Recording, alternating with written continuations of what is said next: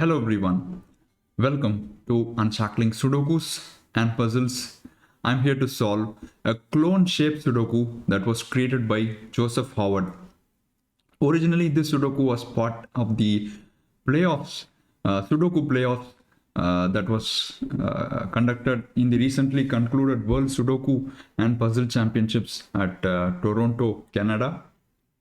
And these playoff puzzles are currently being published at GM Puzzles website, a wonderful website for Sudokus and puzzles.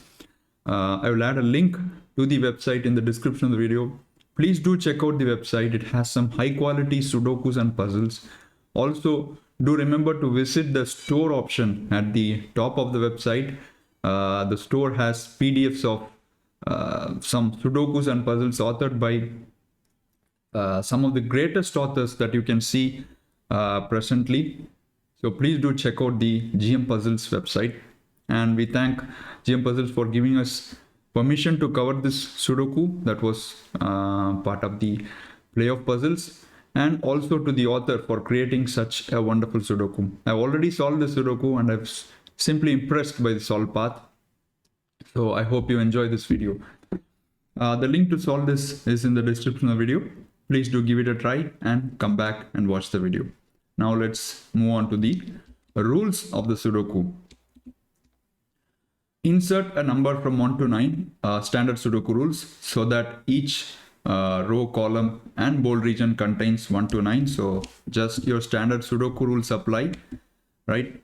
Each row, each column and 3 by 3 box will have digits 1 to 9. And in addition to that, there are some numbered shapes that must be put into the grid. So as you can see, under the grid, there are 4 numbered shapes in a square. Shapes can be rotated, but cannot be reflected. So you can rotate them like 90 degrees, 80 degrees in either direction, but you cannot reflect them. Each shape outside the grid must appear exactly once inside the grid. So which means you can see that there are 8 ring shapes inside the grid, right? There are a total of 8 ring shapes. Out of these, 4 will be occupied by the numbered shapes given under the grid, because there are exactly 4 numbered shapes. Also, all remaining shaded regions of the same shape within braces clones must be able to be paired together to include the same numbers in the same position. Clear? So the remaining 4 shapes, they will form 2 pairs of clones. So for instance, let us assume these 4 shapes are taken by the numbered shapes under the grid. And these 4 squares will form clones, out of which 2 will pair with each other and the rest 2 will pair with each other. It can be anything. It's up to the solver to find. So a wonderful Sudoku, quite a hard one, I would say, until or unless you get an idea of how to go about it. It's quite a hard Sudoku. So let's start the Sudoku now. Okay, let's do some basic Sudoku stuff. You have ones in rows 1 and 3. So 1 goes in these 3 cells. 2s are also here, so 2s go in here. I have 6 in columns 8 and 9, so 6 goes here. 1 is in here, so 1 goes here. And 1 in column 7 and 8, so 1 is here. So we've got something in one of the shapes. And 3s in columns 7 and 9, so I get a 3 here. That gives me a 3 in row 1. And in box 7, I don't have 3 in any of these cells. So I get a 3 in this cell. Oh, let me just remove the surface.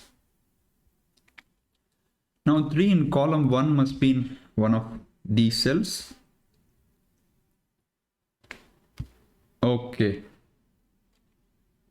Let me see if I can do anything else with the Sudoku. So once 1 goes here.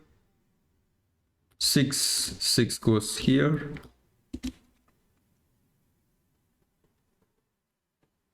And 6 in box 1 has to be in one of these 2 cells.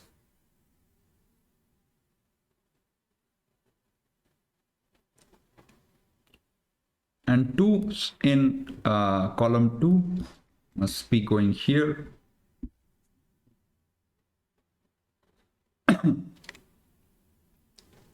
Okay, so I think we have more or less reached the point where it's important to ascertain whether each shape,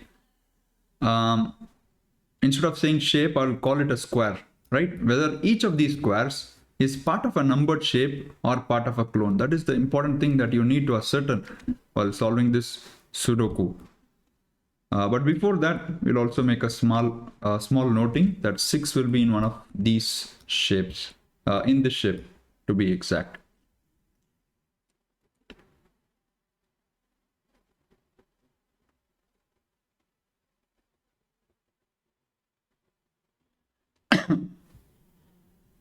Okay, now let's analyze this shape further, this square further. Can this be part of a numbered shape? So if this is part of a numbered shape, there is only one option that it can take, because it already contains a 6. It needs to be 6, 7, 8, 9.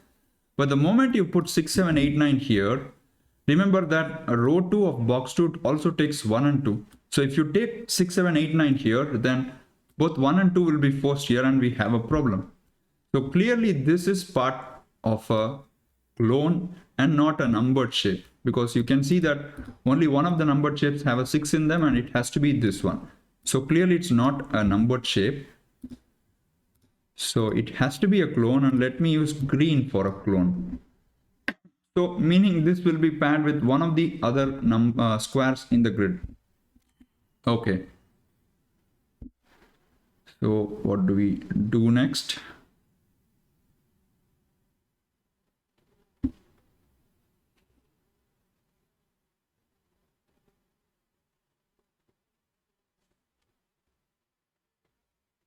Okay, I have 2's here and here, so which means 2 must be in one of these 2 cells. Again, some Sudoku stuff.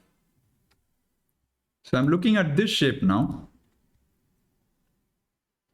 and asking the same question, if it can be a clone or a numbered shape. So at this moment it could be both.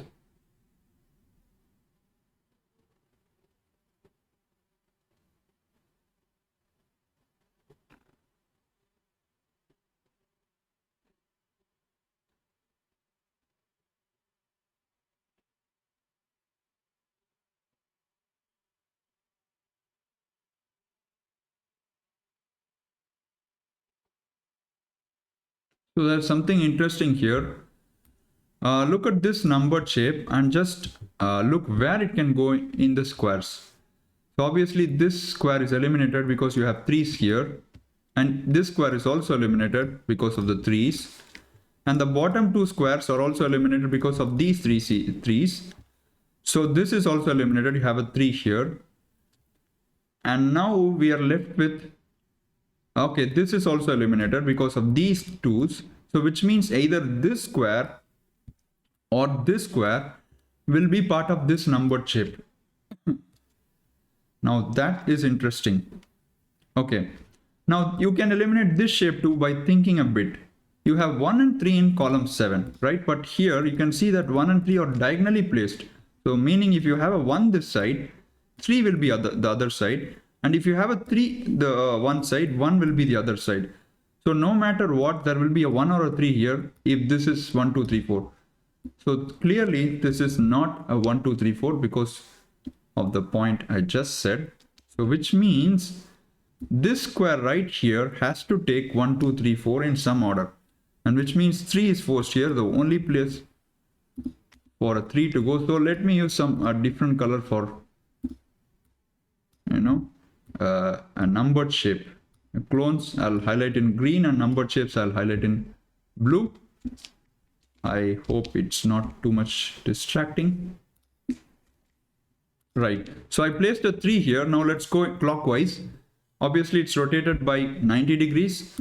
You can see that 3 is displaced from this position to this position. So this becomes a 4 now. This becomes 1 and this becomes 2. Excellent, right? And we arrived at this by asking ourselves whether this can be a clone or a numbered shape, and then we just eliminated shapes. So really narrow, I would say, at this point. Now we got some digits, so let's make use of that. 2 goes here, 3 is in rows 4 and 5, 3 is not here, so 3 goes here, and that gives me the final 3 in the grid, which is excellent. Okay, what do I do next? So this is done, right? So let me just, maybe I'll remove the blues from here. They are yet to be done, so let's keep it this way.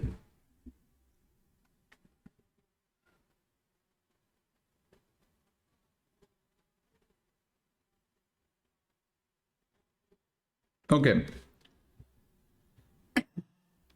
we got a 2 pencil mark here, corner pencil mark. Now let's come back to this square again, to our original question. Can this be a numbered shape?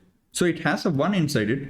The only option left for us now is 1, 2, 4, 8, right? Because this is already done. But if you have 1, 2, 4, 8, there is already a 2 here, so this square is going to have a problem. So this is clearly not a numbered shape. It is a clone. It is part of a clone. Excellent. So we've got 2 clones. Potentially this clone could be paired up with, you know, this clone. These 2 greens could match up, but we do not know it because there are 2 more clones, right? But we do know that this is part of a clone.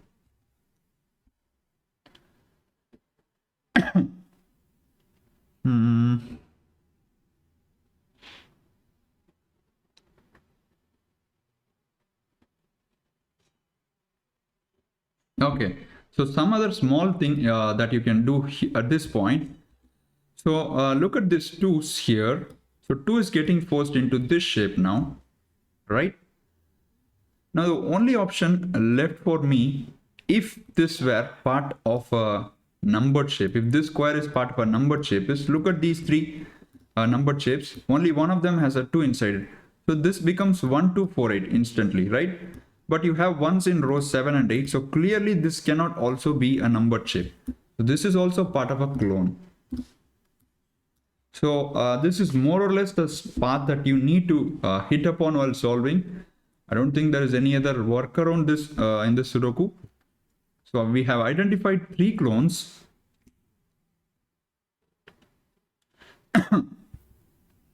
Now look at this clone shape in box 6. Can this be paired with the one in box 2 or the one in box 8? Clearly it cannot be paired with the one in box 8 because the box 8 one, the clone shape doesn't take ones. You have a 1 in box 6 in the shape. So let's see with respect to box 2. Okay, box 2 is also ruled out because this shape has a 6 inside it, right? And this shape cannot take a 6. You have 6s in columns 8 and 9. So clearly the shape right here will have to form its pair from one of these other guys, which we do not know it.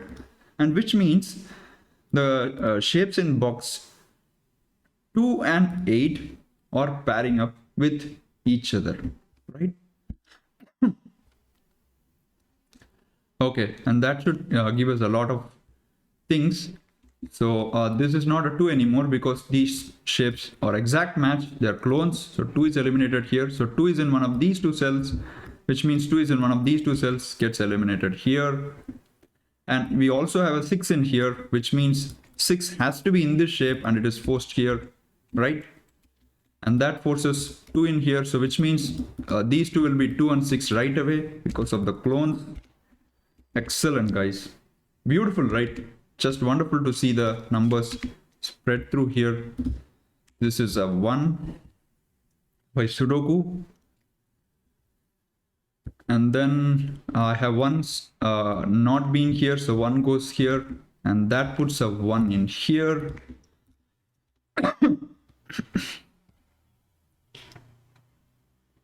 Okay, now it's clear to me. Look at this guy.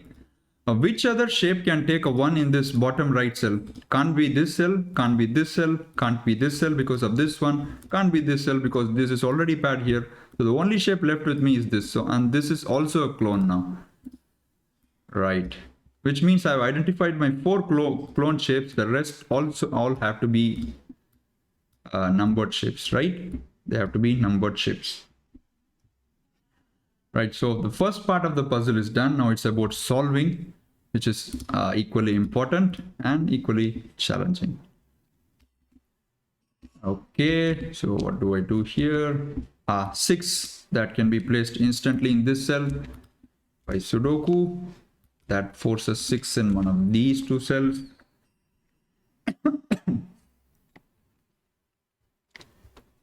2, okay. And you have 2 here, so that gives me a 2 here, which forces a 2 here. Excellent. Now I know which number shape is this because I have a 2 inside, so this is the only option. Now go clockwise, 2, 4, 1, 8. So same order, 2, 4, 1, and 8. So I got an additional 1, so that forces 1 in here. That is interesting. So this shape is also done now. Let me go to surface and mark it blue. Okay. Then what do I have? All the 2s are done in the grid.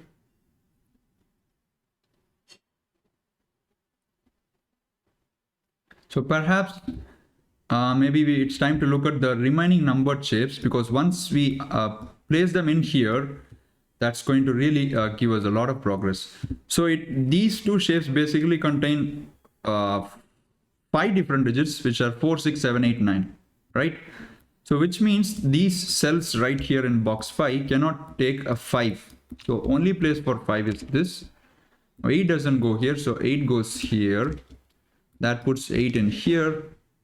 And I can't have 8 here because that would force 8 in these 2 cells. So 8 goes here. That is nice. So which means these 2 cells are 4, 7, 9, and you can't have 4 here. That's a 7 or a 9.